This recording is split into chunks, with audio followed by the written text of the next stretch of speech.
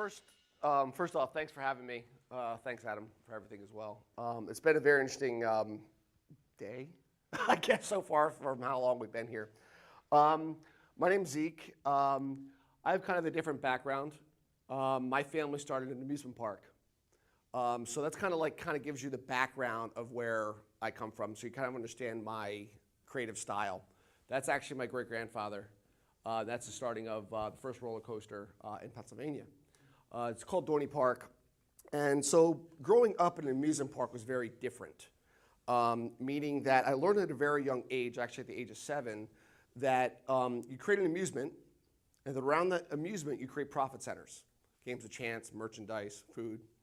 And so this sort of thing's been ingrained in me. But what I found very interesting at the age of 11 was being outside of the offices and kind of eavesdropping on a negotiation between at that time, my uncle and Pepsi and Coca-Cola.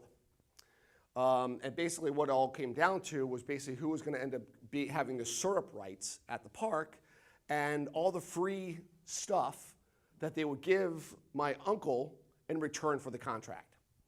So hence I started thinking about sponsorship very young, and then I ended up going to Disney World. I'm like, oh my gosh, this is like sponsorship heaven. And so it kind of like really started to ingrain in me very, very young. And I actually got into filmmaking in a very, very bizarre way, and also kind of apropos of how I think about the whole industry, is I used to analyze entertainment stocks of Merrill Lynch. That sounds really sexy, I know. But this was actually back when the gaming stocks were actually part of the entertainment side of it. Since then, they've actually broken off. And I didn't read the typical financial trades. I literally read trends. I read Entertainment Weekly, People Magazine, and everything else, because at this time, Hollywood was trying to do all these back-end deals, so no movie ever made any money. Like Forrest Gump, believe it or not, never made any money, according to the studio heads' accountants.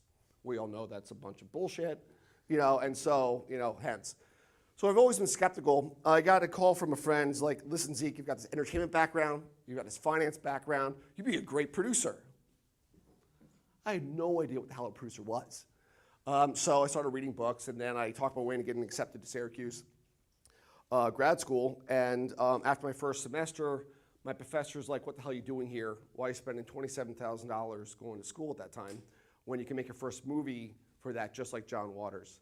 And the funny thing is she didn't know that I was actually in John Waters' film Hairspray, as, believe it or not, a dancer. Yeah, okay. So it was kind of very interesting of like how my whole industry has really come very close to me. And so I've been producing films since '97. Refinanced my Jeep to start my business called Independent Dream Machine. And what ended up happening was I started writing about things that are very close to home to me.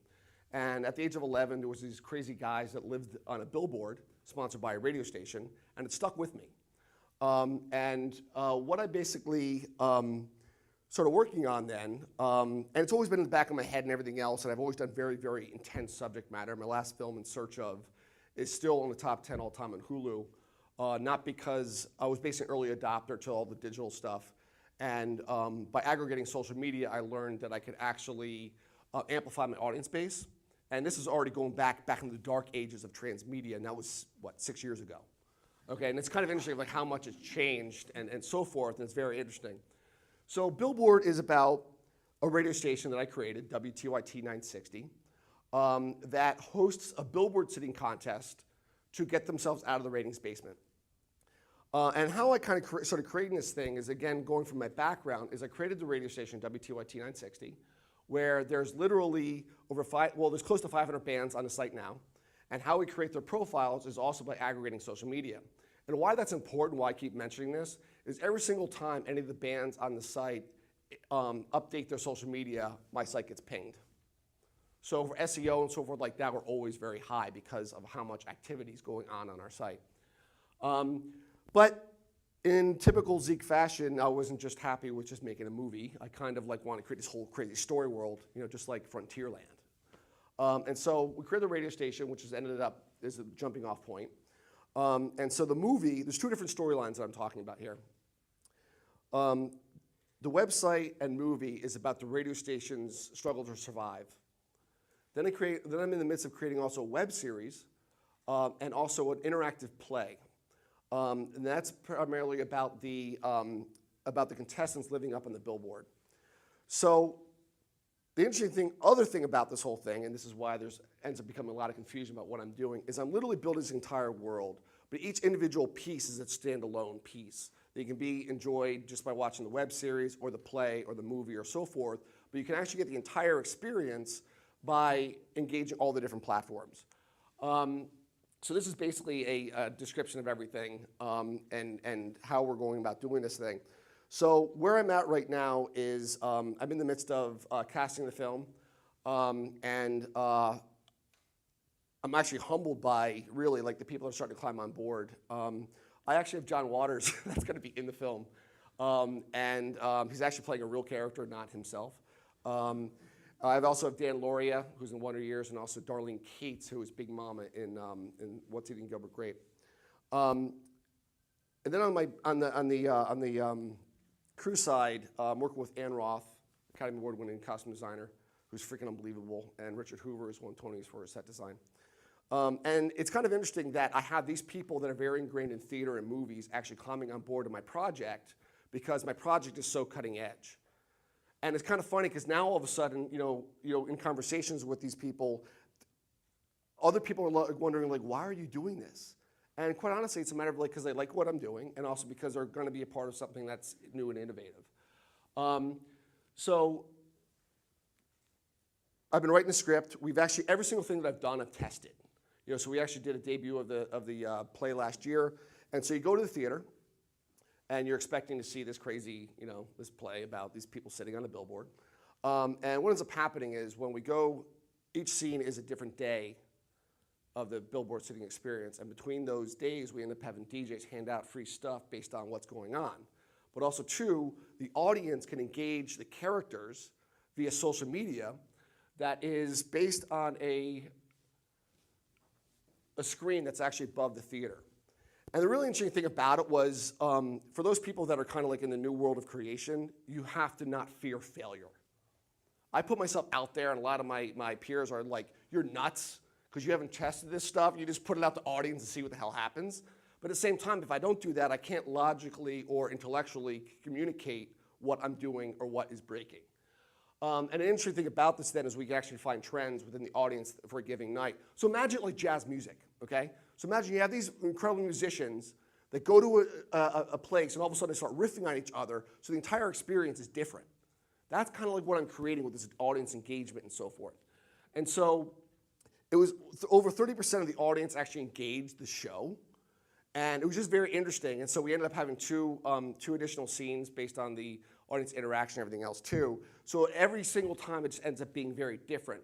But the other thing that I'm doing is also bringing in brands. Obviously, hold on.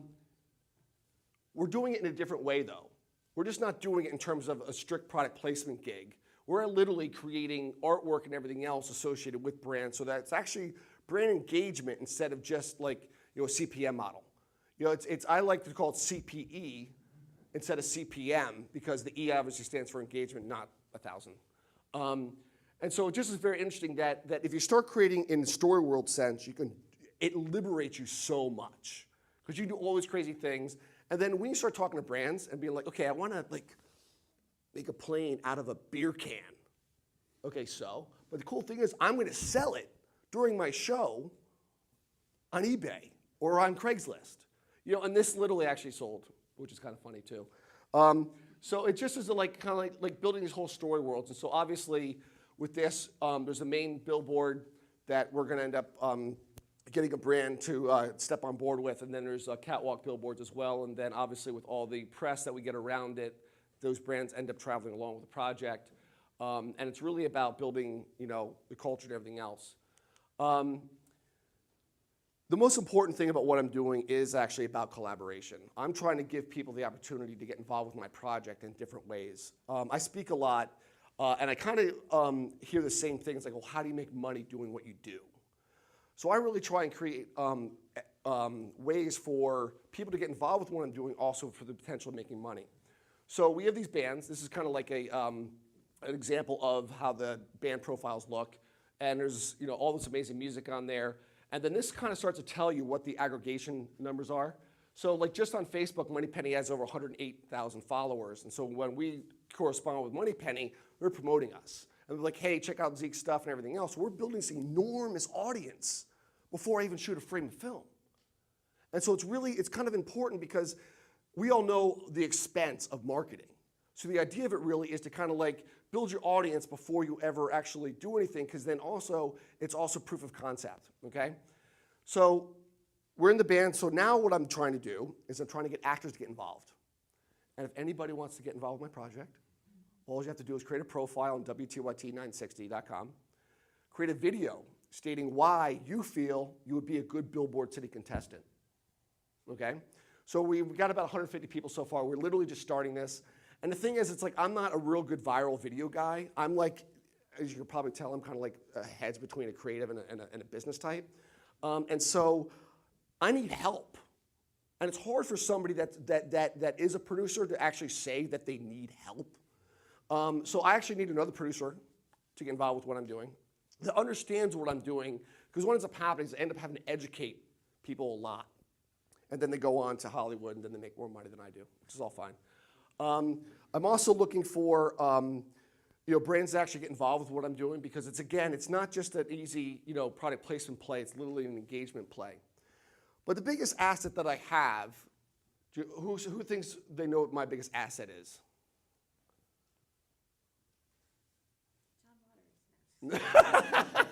No. The biggest asset that I actually have is the main billboard that's in the movie.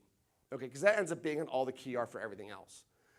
And what I've decided to do, and obviously when I start talking to investment types and everything else, they basically think like this is like a capital whorefest. Because not only am I making money in all the media, I'm also making money with brand integration and everything else. I'm actually stepping away from that whorefest, where I'm literally giving away my biggest asset, the big billboard. What I'm planning on doing is we're going to green screen it. We're going to green screen it actually with a green graphic instead of just something that's just a green background. And what my plan is then is to actually show it at a major film festival and then put it out to auction. We're going to screen it in 3 different cities, LA, Chicago, New York, and literally talk to brands and be like, listen, you have an opportunity to get involved in my project, but you got to pay up. By them paying up, we're actually going to be giving half the money away to a nonprofit.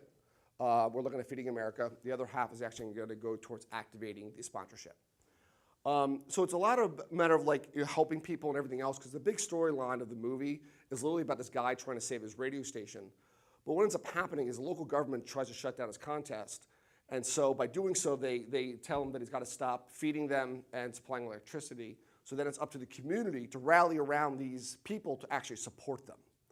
And so the whole idea of it then is a matter of like, it's kind of like the entire overall project ends up being, it's completely cyclical. Everything I'm doing is kind of cyclical. So it's a matter of like, the project helping people, the movie's about helping people, and all these sorts of things. What else did I do? I need 3 things that I'm forgetting. Brands, producers, and also just people to actually help with the virility of everything, because I don't understand it, quite honestly.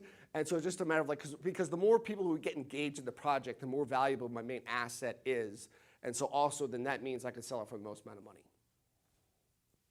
That's it. Thank you.